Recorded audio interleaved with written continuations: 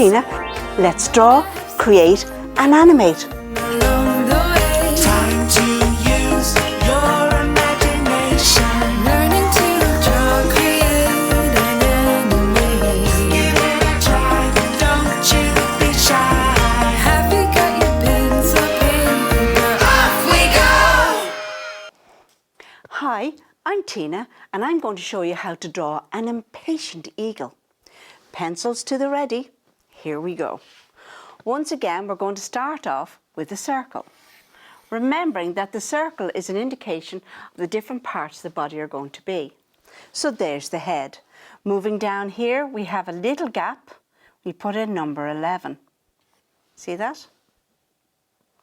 Then we're going to start off with the impatient eagle, bring it around and down, and bring it back up and stop it just there. We have a number 1 at the bottom. Just beside there, we have another number 1, and the same on the other side. Now we're going to put in 2 squash circles, and that tells us where his feet are going to go. Moving up to the top, what we're going to do is I like to start at the top and move down.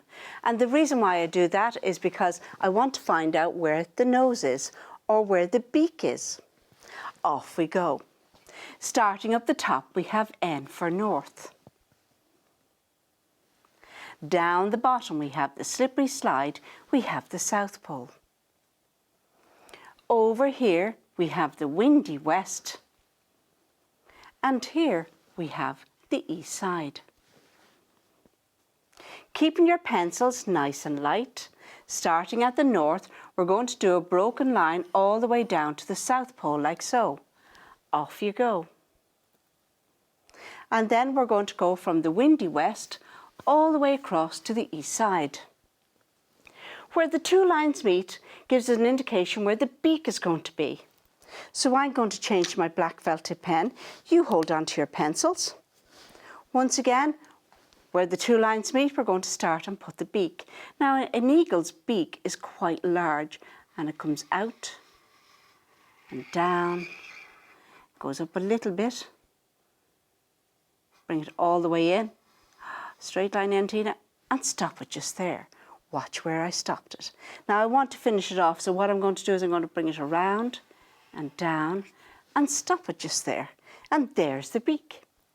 Now beside that we're going to put on his eyes, but his eyes are angry or quite impatient. There's one and there's the other one, okay? But I'm going to put in the eyeball, there it is, bring it around and up, and the same on the other side. Now the pupils of the eagle are quite small. There's one and there's the other one.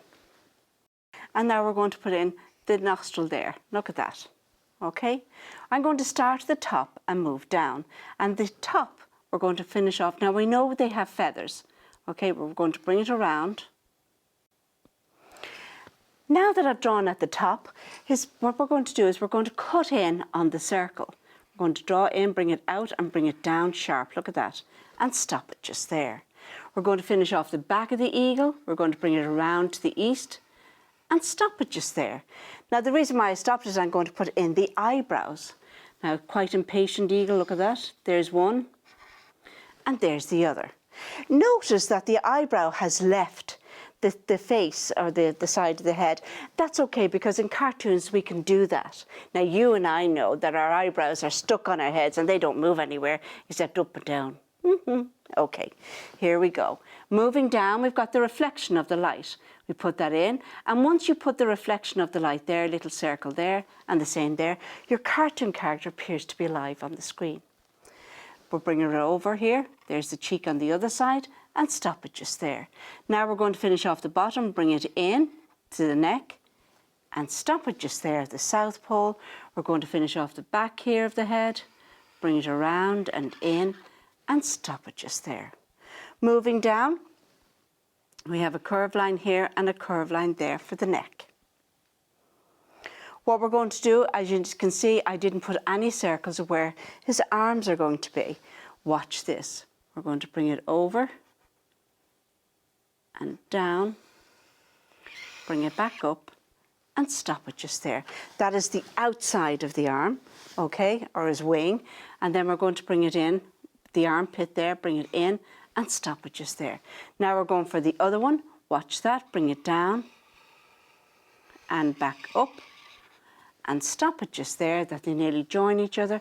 Because you know when you cross your arms, you know when you cross your arms, one goes in behind the other. Okay, and here's the same with the wings. Okay, now we're going to finish off down the bottom here. Follow the trunk of the body down and give a little bit of feathers on the bottom there. And the same on the other side. Okay, follow the back of him, bring it down and join it up and stop it just there. Now we're going to give him his tail feathers. So we're going to bring it up, one, and it's like a fan, look at that. And bring it in and stop it just there. Now watch down here, we're going to fill in the legs. There's one, there's two. Follow the circles around. And bring it back in, there's one foot. Same on the other side. And back in, and there's the other one. Okay, now I wonder what's making him so impatient. We're going to put in the horizon line, and that tells us where the ground is, so he's standing, and where the background goes behind him. But what is it that has him so impatient? Oh my, have a look at this.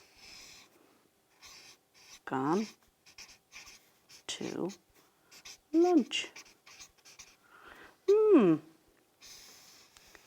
So who's gone to lunch? Would you look at this? Here we go, we put it in behind here. There we have a doorway.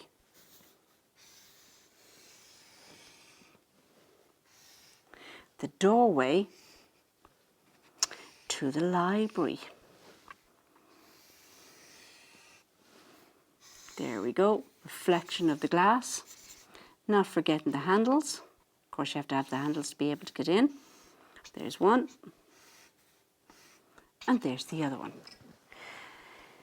Put in a few bricks on the wall. There's one. Not too many, just enough to let us know that there's bricks. The building is made of bricks. And now we're going down to the ground. And we put in a few little pebbles there. There's one, two, to show that that's where the ground is. Okay? Reflection of the light down there, because we don't want... Oh, you know the way when you're going up to glass doors? Because I've done this myself. I don't know whether you've done it, but I have. And if they don't have ziggy-zaggies on the glass doors, what happens? Yes, Tina walked in through the glass door and it wasn't very nice. So we put it there to make sure everybody gets protection. Look at that, keeps them safe. A few little pebbles there.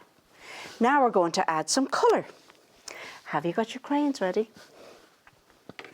I should say your crayons, because a crayon is not there, that's an eagle. Okay, so here we go. Pick up a few colours. And of course we'll start off with the eagle. All right, we're going to give him a yellow beak. We'll colour in our eagle first. There's his beak. Rather a large beak, isn't it? Okay, and then the colour of our eagle. All right, and here he goes. I'm using the side of the crayon. See that? Keeping it nice and light all the way down. Notice that with the detail of the eagle, there's no need to put in too much, but what we're going to do then is that we're going to add in some shading, and that will tell us, because they're all the one colour all the way down. Well, this guy is. Don't be so impatient. I'd say he's probably trying to wonder what adventure he can go on next when he goes into the library. Or maybe he's looking up his ancestors to see what they got up to. That's his tail, and then we have his feet. Put in a little bit of detail there now in a second. A little bit of orange reflecting there, look at that. Same on that side.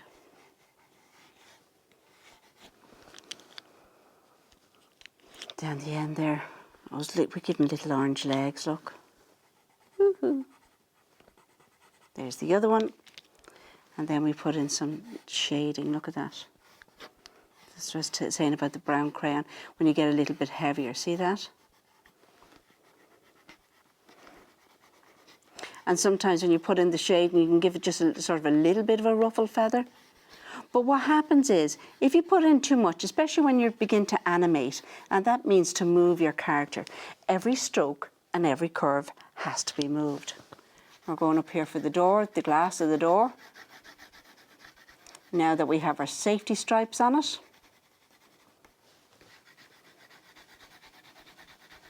all the way down, top and bottom.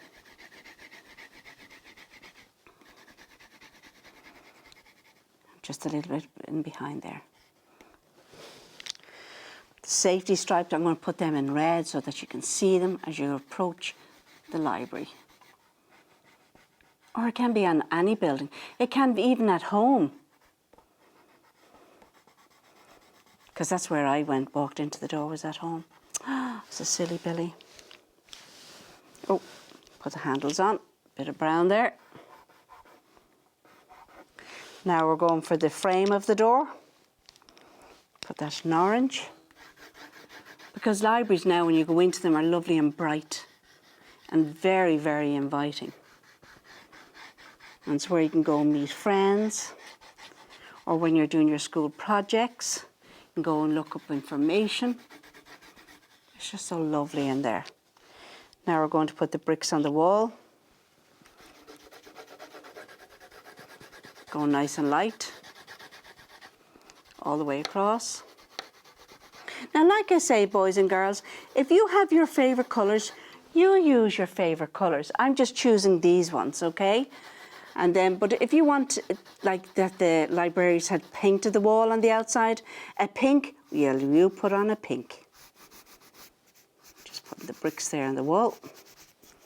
A little bit of shading there at the bottom. Don't be so impatient, Mr. Eagle. It's going to be open soon. Up the top here.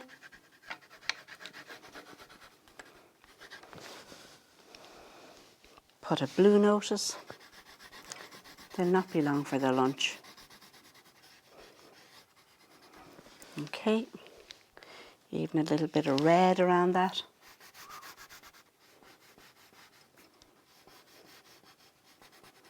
And now we're down to the ground. I would give it brown. Like it could be cobble locked.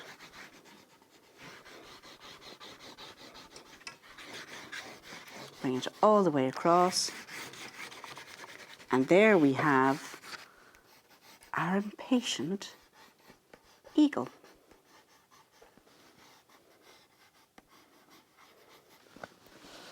So like I say, don't be shy and give it a try. Until the next time, bye-bye.